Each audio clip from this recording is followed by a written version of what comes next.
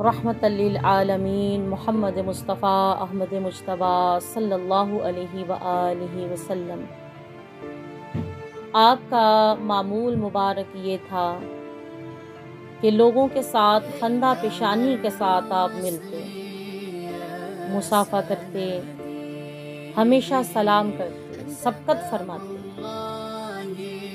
जब सफ़र पर होते तो सफ़र से वापस आते ही अपने अजीज़ों, दोस्तों, अहबाब से गले मिलते।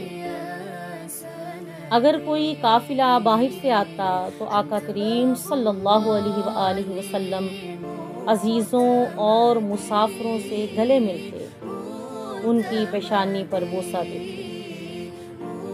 अल्लाहु अकबर।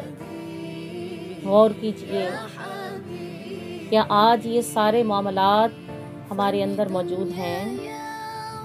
आज तो आलम ये है कि हर कोई हसद में, तकब्बुर में बड़ा बना बैठा है और किसी की क्या मजाल कि कोई सलाम में पहल करे, गले मिले या बोसा दे। मगर अजीज़ों, ये आका करीम सल्लल्लाहु अलैहि वसल्लम के मामूलात थे और यही वो मामूलात हैं जिसको अल्लाह करीम ने इंतहाई पसंद फरमाया।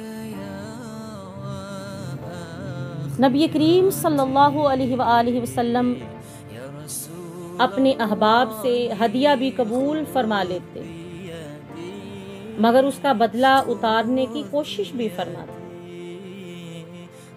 हमें भी चाहिए कि इस आदत को अपनाएं, सुन्नत मुबारका को अपनाएं, इससे मोहब्बत बढ़ती है।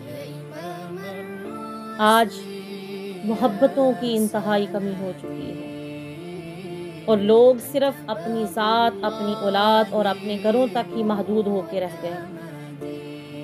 नबी अलैहिस्सलातु वस्सलाम की सुन्नत पर अमल करके, खंदा पेशानी के साथ लोगों से मिल के, सलाम में पहल करके अगर इन आदात को अपनाया जाए तो आज भी बहुत कुछ बेहतर किया जा सकता है। कलंदरे लाहौरी डॉक्टर अलामा इकबाल फरमाते हैं कि ज़रा नम हो ये मट्टी तो बड़ी ज़रखेज़ है सब। सिर्फ इन सुन्नतों पर अमल की नीयत ज़रूरी है।